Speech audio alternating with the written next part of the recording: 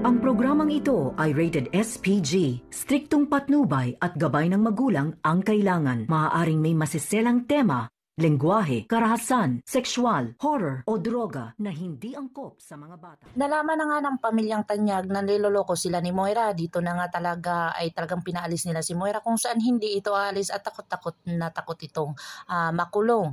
Dito na sinabi ni Giselle na kung ayaw mong makulong ay talagang magtatrabaho ka sa Apex. Dito na naging janitorial itong si Moira hanggang sa talagang napakalupit ni Giselle sa ginawa nito sa kanya. Dito na talaga ay wala talagang kasong mabisa talaga kay Moira na kung saan niloloko lang din nila ito, at dito na nga hinahanap ni Zoe ang kanyang nanay na kung saan hindi niya ito mahagilap. Sinabi ng dalawang nurses na talagang nakita nila si Moira na naglilinis ng buong Apex. Hindi nga makapaniwala itong si Zoe sa mga narinig niya na kung saan hinanap talaga niya ang kanyang ina.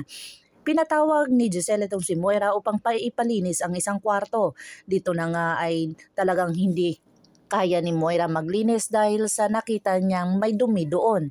Dito na nagsusuka si Moira at talagang pinaramdam sa kanya ni Giselle na talagang mahirap ang mga trabahador doon sa Apex sa mga ginagawa niya, na kung saan sigaw-sigawan niya lang ay talagang akala niya hindi madali or madali ang gawain dito. Dito na naramdaman ni Moira itong talagang napakapagod magtrabaho na kung saan talagang wala siyang ibang mapupuntahan dahil ayaw niya itong makulong.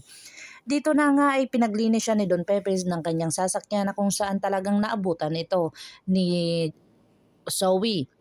Dito na ay kinampihan ni Zoe ang kanyang ina at na kung saan talagang ginantihan nito ni Zoe at nagtanong sa kanilang abogado.